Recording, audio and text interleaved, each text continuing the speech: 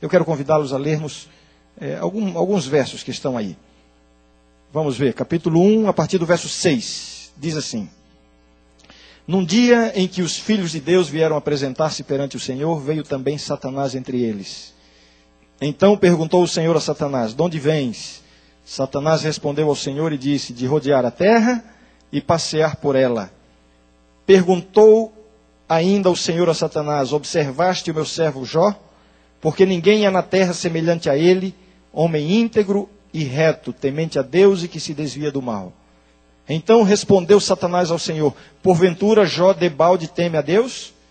Acaso não o cercaste e concebe a ele, a sua casa e a tudo quanto tem? A obra de suas mãos abençoaste e os seus bens se multiplicaram na terra. Estende, porém, a mão e toca-lhe em tudo quanto tem, e verás se não blasfema contra ti na tua face. E aí se desenrola a história. Deus autoriza que Satanás venha e toque nos bens, na família de Jó, e acontece tudo aquilo que você já sabe. Finalmente, Jó permanece fiel a Deus, o diabo é derrotado. Aí a cena se repete neste concílio entre Deus e os seus anjos. Capítulo 2. Num dia em que os filhos de Deus vieram apresentar-se perante o Senhor, veio também Satanás entre eles apresentar-se perante o Senhor. Então o Senhor disse a Satanás: De onde vens? Respondeu Satanás ao Senhor e disse: De rodear a terra e passear por ela. Perguntou o Senhor a Satanás: Observaste o meu servo Jó? Porque ninguém há na terra semelhante a ele, homem íntegro e reto, temente a Deus e que se desvia do mal. Ele conserva a sua integridade, embora me incitasses contra ele, para o consumir sem causa. Então Satanás respondeu ao Senhor: Pele por pele, e tudo quanto o homem tem, dará pela sua vida. Estende, porém, a mão, toca-lhe nos ossos e na carne, e verás se não blasfema contra ti na tua face. E aí se desenrola o segundo ataque de Satanás sobre Jó, alcançando ali o seu corpo, uma enfermidade terrível, e no fim de tudo isso, Jó permaneceu fiel a Deus. Satanás entra em cena uma vez mais, não agora pessoalmente, mas ele insinua as suas palavras a Jó através da mulher de Jó, que neste momento foi um instrumento de Satanás. E ela então diz o seguinte, verso 9, capítulo 2, verso 9. Então sua mulher lhe disse: Ainda conservas a tua integridade? Amaldiçoa a Deus e morre. Em outras palavras, Jó, não vale a pena ser íntegro, não vale a pena ser fiel a Deus, porque Deus já te abandonou. Deus não se importa mais contigo. Apesar de tudo isso, Jó permanece fiel a Deus. E agora sim, Satanás desaparece da cena, completamente derrotado. Algumas pessoas às vezes tentam se referir ao grande conflito entre Deus e Satanás como um duelo entre Deus e o diabo. Esta palavra não se aplica muito bem ao grande conflito. Porque o termo duelo sugere ou dá a ideia de um confronto entre duas forças opostas e equivalentes. E neste caso, são sim duas forças opostas, mas nada de equivalentes. Deus é infinitamente mais poderoso que Satanás. Deus é o Deus soberano, Criador dos céus e da terra, e todas as coisas, todas as criaturas se sujeitam ao domínio e ao poder de Deus, inclusive o diabo. Mas Satanás não desiste, ele é persistente, ele não abre mão das possibilidades que ele encontra para agredir a Deus, destruindo a vida, a fidelidade e a espiritualidade do povo de Deus. E ele tem as suas artimanhas. E é muito importante a gente conhecer a estratégia do inimigo. É muito importante, porque nos ajuda a nos prevenir. Vemos aqui, nesta participação ou nesta ação do diabo, algumas das suas estratégias. A primeira delas, um dos primeiros métodos que o diabo usa e tem usado ao longo da história, se chama a acusação. Aliás, a observação. Quando Deus disse assim: Observaste o meu servo Jó, e ele implicitamente admite que observou. E nós já sabemos o que significa observar. Satanás está agindo, procurando uma brecha, procurando um ponto fraco, procurando um ponto vulnerável. Observar significa ficar à espreita, esperando uma oportunidade. Ele observa a vida de cada um de nós, com a intenção de encontrar uma oportunidade para colocar a mão e nos levar a sermos infiéis diante de Deus, a comprometer nossa vida com Deus. A Bíblia retrata esse método do diabo quando diz assim, quando usa a expressão, né? Satanás, como é que diz lá? Está rugindo como um leão buscando a quem possa tragar. Como um leão, à espreita, esperando uma oportunidade. Observando para encontrar uma brecha, através da qual nos levar à derrota, nos levar ao fracasso, nos levar à queda. E Satanás às vezes encontra brechas em nossa vida. E geralmente ele encontra brechas em 2 lugares. O primeiro lugar onde ele encontra brechas e por onde ele ataca são os nossos pontos mais fracos. As nossas debilidades, as nossas fragilidades. As nossas deficiências de caráter. Por aí Satanás tenta nos levar à derrota. Ele nos observa, ele nos conhece, ele procura aqueles pontos onde nós temos fraquezas especiais.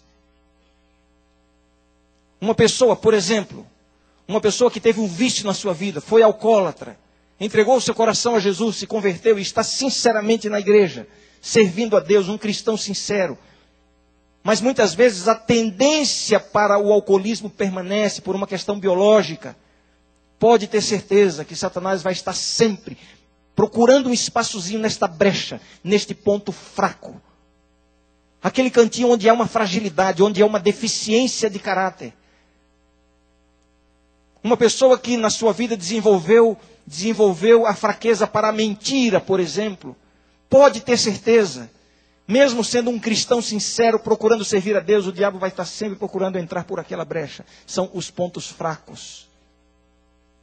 Pontos fracos que todos nós temos. E quando eu penso nesses pontos fracos, eu começo a pensar também, que privilégio. Quão privilegiadas são aquelas pessoas que receberam uma educação cristã desde o berço. Não que aqueles que não receberam estejam mais perdidos, não é isso. Mas aqueles que receberam uma educação cristã desde o berço, seguramente vão ter menos brechas. Eu digo isso do ponto de vista de alguém que não recebeu uma educação cristã desde o berço. Eu tive meu encontro com Jesus já praticamente na minha fase adulta. Foi um encontro autêntico, genuíno. Eu sei que Deus me aceitou, me perdoou e tem trabalhado em minha vida até hoje. Mas olha, quantas lutas, quantas batalhas, quantas tendências herdadas de uma deficiência na educação, não por intenção dos meus pais, claro que não, mas por falta da orientação cristã. Por aí Satanás entra, procurando as brechas nos pontos fracos. Muito cuidado com os seus pontos fracos. Quais são os seus pontos fracos? Quais são as suas tendências? Aquelas deficiências de caráter. Lide com isso com muita seriedade. Porque você pode ter certeza, Satanás está lidando com essas fraquezas com muita seriedade. É por aí que ele está tentando entrar na sua vida e levá-lo à destruição, à queda, à derrota. Ele está observando, à espreita, tentando nos destruir através dos nossos pontos fracos. Mas existe uma outra brecha através da qual o diabo também tenta entrar para nos destruir. Se por um lado ele nos ataca em nossos pontos fracos, ele também nos ataca em nossos pontos mais fortes. Algumas das maiores quedas espirituais registradas na Bíblia aconteceram não nos pontos fracos das pessoas envolvidas, e sim nos pontos mais fortes. A gente pode lembrar, por exemplo, de Pedro. A grande virtude de Pedro, um homem corajoso, destemido, estava disposto a enfrentar tudo para defender a Jesus. Foi capaz de enfrentar uma porção de soldados, puxou a espada e estava disposto a enfrentar todos. Jesus não precisa de defesa. Pedro estava equivocado. O que Jesus pede é testemunhas. E na hora que Pedro teve a oportunidade de testemunhar, ele negou a Jesus. Negou a Jesus, exatamente em seu ponto mais forte. Aquele que era tão corajoso, a sua queda estava relacionada exatamente na sua covardia. Satanás nos tenta também em nossos pontos mais fortes. Podemos lembrar, por exemplo, de Davi. Davi, quando foi escolhido por Deus para ser o rei de Israel, o rapazinho Davi. Qual era a grande virtude de Davi? Um homem segundo o coração de Deus.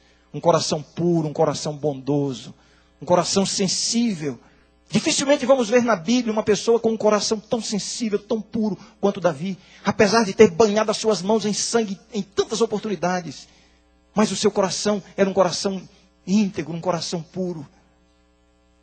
E uma das maiores quedas espirituais registradas na Bíblia foi a queda de Davi. E ele caiu exatamente no seu ponto mais forte. Caiu em adultério, impureza sexual. Satanás nos ataca também em nossos pontos mais fortes. Eu estou pregando aqui nas capelas de manhã e à noite sobre uma experiência envolvendo Moisés.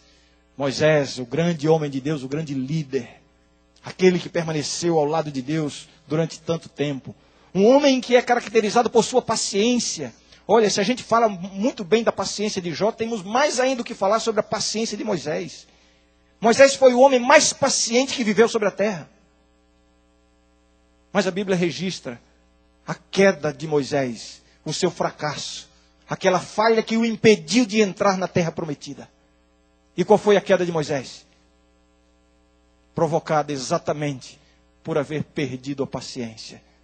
Ele caiu não na sua fraqueza, ele caiu exatamente no seu ponto mais forte. Então eu disse aqui há poucos minutos atrás, muito cuidado com os seus pontos fracos, mas olha, tenha muito cuidado também com os seus pontos mais fortes. As virtudes são boas, mas elas podem ser perigosas. As virtudes são perigosas porque nos fazem sentir autossuficientes. Aqueles pontos da vida em que a gente diz assim, esse assunto aí, esse problema, isso aí eu já venci. Isso aí já não é tentação para mim. Não, eu já estou no outro nível. Muito cuidado.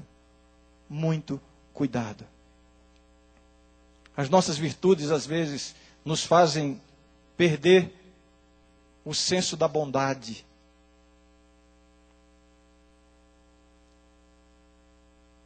Os cristãos mais virtuosos e mais santos, geralmente, são aqueles mais impacientes e mais rigorosos com os errantes e pecadores. Você já atingiu um nível de experiência cristã tão elevado, tão alto, você possui tantas virtudes e de fato as possui. Agora, se lembre que a verdadeira virtude atrai e anima os mais fracos e os mais pecadores. Aquelas virtudes que repelem os mais fracos não são as verdadeiras virtudes cristãs. E eu tenho visto alguns cristãos tão virtuosos, dos quais os errantes e pecadores não gostam de se aproximar, porque se sentem mal, se sentem incomodados, se sentem demasiadamente pecadores, se sentem condenados. Jesus, a virtude em pessoa, a perfeição em pessoa, atraía os pecadores, os fracos e errantes. As prostitutas, os homossexuais, os bêbados, se sentiam bem na presença de Jesus. Cuidado com as suas virtudes. As virtudes devem atrair e animar, e não repelir. E pode ter certeza, Satanás vai atuar através das suas virtudes.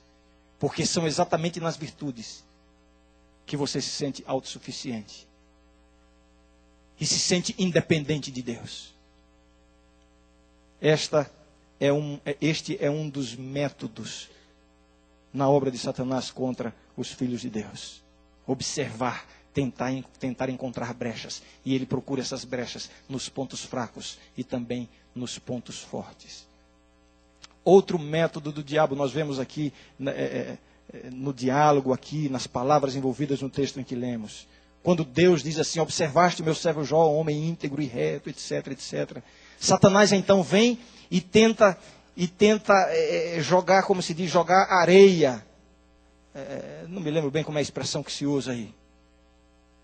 Satanás tenta tirar a veracidade ou comprometer, questionar a veracidade das palavras de Deus. Porque Deus diz assim, Jó é íntegro. E nas palavras de Satanás ele está dizendo, não, Jó não é íntegro. Ele te serve, ele tem sido leal a ti por interesse. Ele é íntegro por fora, mas por dentro ele está mal intencionado, ele é egoísta. Deus defendendo e Satanás acusando. Depois Satanás vai lá com Jó, através da mulher de Jó, e então diz, ainda conservas a tua integridade, em outras palavras, não vale a pena, Deus não se importa contigo. Diante de Deus, Satanás acusa o homem, diante do homem, Satanás acusa Deus. Esta é a obra do diabo, acusar. Ele está sempre acusando. Sabe por quê?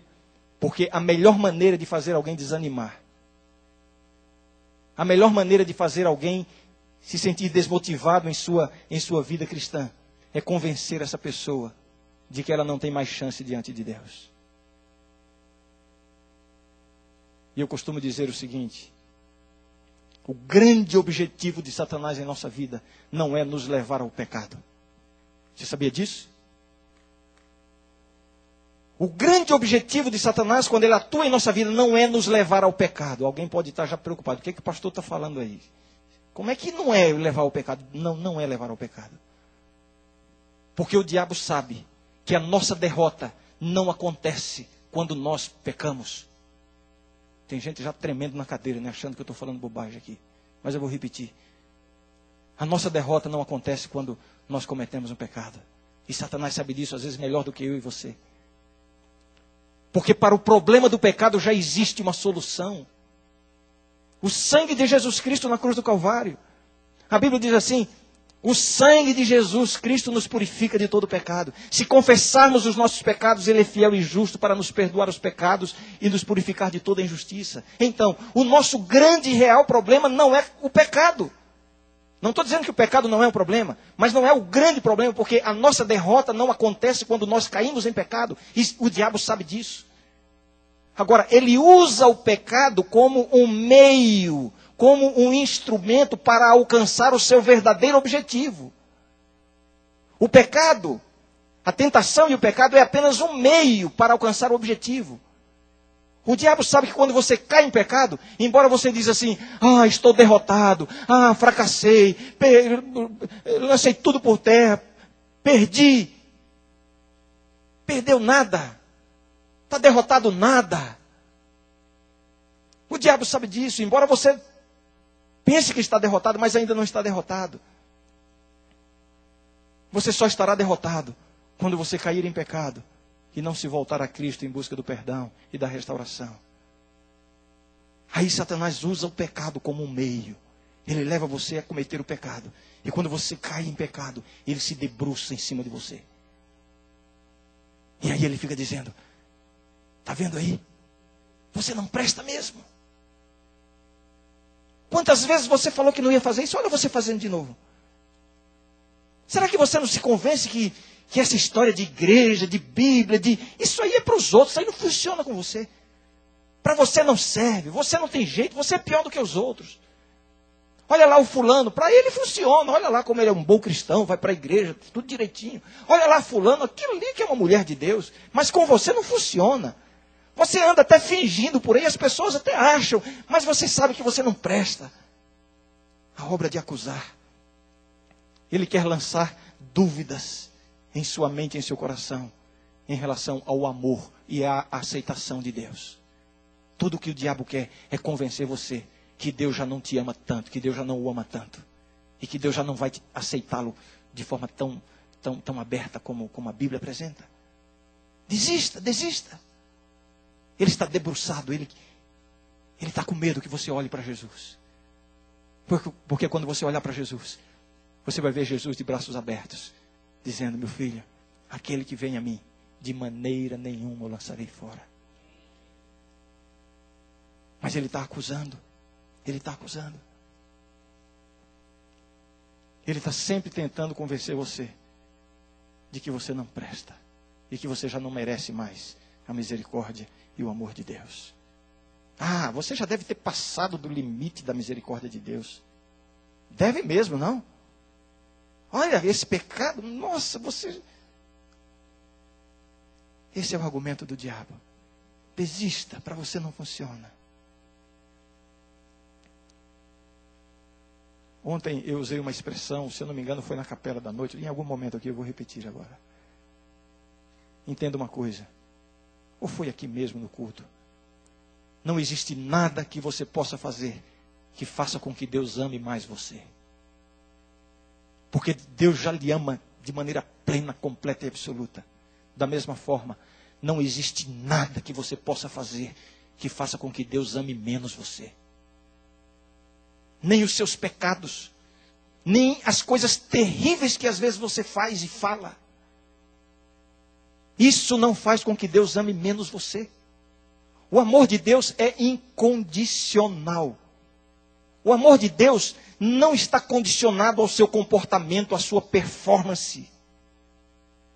Mas é isso que o diabo quer mostrar para você. Que por causa da sua péssima performance espiritual, você já não merece mais o amor de Deus. É a obra dele de acusar. Diante de Deus ele acusa o homem. Diante do homem ele acusa Deus. Sempre tentando desmotivar. Sempre tentando desanimar. Mas a mensagem que eu quero deixar com você nesta noite é a seguinte: Deus continua amando você e quer fazer de você uma nova criatura. Será que você consegue entender isso? Deus continua amando você e quer fazer de você uma nova criatura. Você tem sido um péssimo esposo. Você tem maltratado a sua esposa. Não é o que você quer, mas o impulso lhe leva a isso. Você tem sido um crápula, você tem sido insensível e você se sente culpado com tudo isso. Deus continua amando você e quer fazer de você uma nova criatura. Você tem sido uma péssima esposa. Você tem desonrado o seu marido. Você tem se sentido culpada porque você não está desempenhando bem o seu papel de mulher cristã. Você está se sentindo a pior das criaturas. Deus continua amando você e quer fazer de você uma nova criatura. Você está em um pecado aberto. Você está em adultério. Você está envergonhando a sua família. Você está fazendo coisas terríveis. Você se sente uma pessoa manchada. Você sente nojo de si mesmo, de si mesma.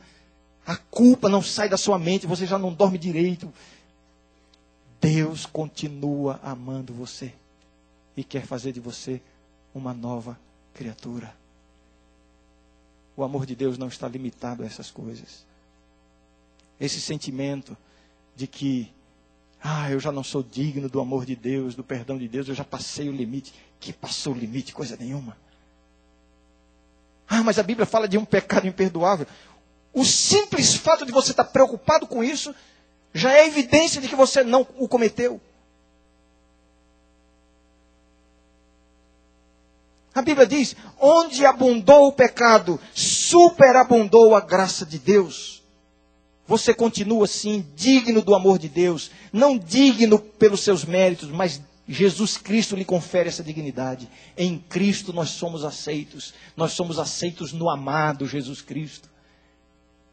Você está desanimado na sua vida cristã? Esta é a obra do diabo em sua vida, tentando desmotivá-lo. Deus continua amando você e quer fazer de você uma nova criatura. Deus quer dar a vitória. A gente precisa entender bem como é essa história de vitória. Que vitória é essa que Deus quer nos dar? A vitória sobre o pecado. A vitória sobre esses pontos fracos. A vitória sobre essas tendências pecaminosas. Eu não estou me referindo aqui à natureza pecaminosa com a qual vamos conviver até a volta de Cristo. Mas essas fraquezas que nos levam a cometer o pecado, Deus quer nos dar a vitória. Deus quer lhe dar a vitória sobre essa tentação com a qual você está convivendo, sobre esse pecado que está manchando a sua consciência. Deus está pronto a lhe dar a vitória. Agora vamos entender o que é essa vitória. Alguns pensam que vitória sobre o pecado está apenas na dimensão do perdão de Deus. Ou seja, comete o pecado, vai lá com Deus e diz: Senhor, eu cometi o pecado, confessa e pede perdão e sai perdoado. E a Bíblia garante, se você confessar com o coração contrito e arrependido, você está perdoado. Mas não é só isso que Deus oferece para você. O que Deus oferece vai além disso. E nós temos que buscar uma experiência além disso. Porque simplesmente receber o perdão não é suficiente. Vejam, não estou dizendo que o perdão de Deus não é suficiente para a nossa salvação. Eu estou dizendo o seguinte, que se Deus apenas perdoa o seu ato pecaminoso, não resolve muito. Porque o seu problema não é o ato pecaminoso, é a condição do seu coração. Se não houver uma mudança lá dentro, você vai simplesmente voltar a pecar de novo. Então, a vitória que Deus dá está além da dimensão apenas do perdão. Ela vai além. É uma vitória que mexe lá por dentro, que corrige as coisas lá dentro. Em Hebreus, isso é descrito com aquela figura, né? Aquela metáfora de a lei de Deus escrita em nossos corações ou em nosso coração. Os princípios da lei de Deus ali no coração. É uma mudança interior. Mas como é difícil para a gente entender isso na prática. Assim, intelectualmente falando, a gente entende, mas na prática é difícil. Deixa eu tentar dar um exemplo aqui, ou tentar ilustrar isso aqui. Ixi, meu tempo já está terminando. 2 ou 3 minutos. 2 jovens cristãos.